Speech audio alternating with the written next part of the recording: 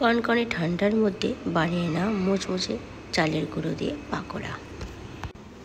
ভিডিওটা শুরু করার আগে সমস্ত বন্ধুদের রিকোয়েস্ট, যারা নতুন এসেছো প্লিজ আমার চ্যানেলটাকে একটু সাবস্ক্রাইব করে দিও আর পাশে থাকা বেল আইকনটা ক্লিক করে দিও, যাতে যখনই কোনো নতুন ভিডিও আমি আপলোড দেবো তোমাদের কাছে সরাসরি পৌঁছে যাবে।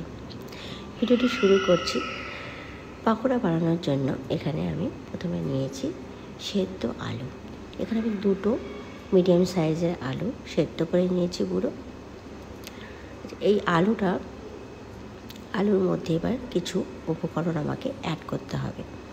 এই জন্য এখানে নিয়ে নিচ্ছি 8 থেকে 10 চামচ চালের গুঁড়ো, কাঁচা লঙ্কা কুচি, ধনেপাতা কুচি,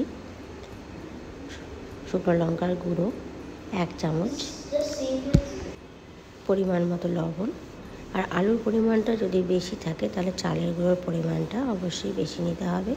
আর অল্প একটু জল দিয়ে ভালো করে মেখে নিতে হবে। আর একটা জিনিস এখানে অ্যাড করতে হবে, সেটা হচ্ছে রসুন। 4-5টা রসুনের কোয়াকে আমি থেতো করে নিয়েছি, তার মধ্যে অ্যাড করে দিচ্ছি।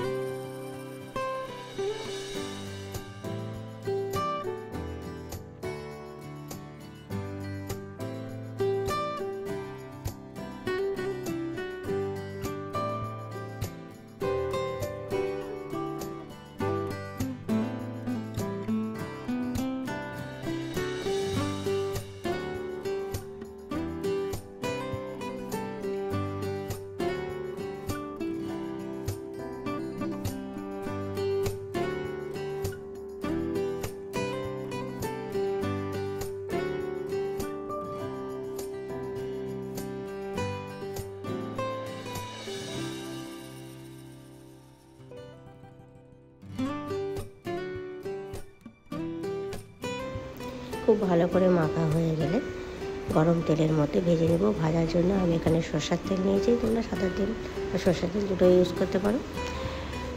দুদিকে লালচে লালচে করে ভেজে তুলে নেব। খেতে খুবই ভালো লাগে।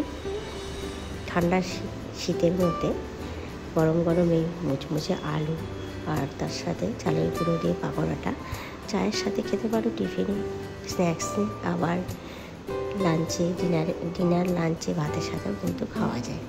খুবই ভালো লাগে খেতে।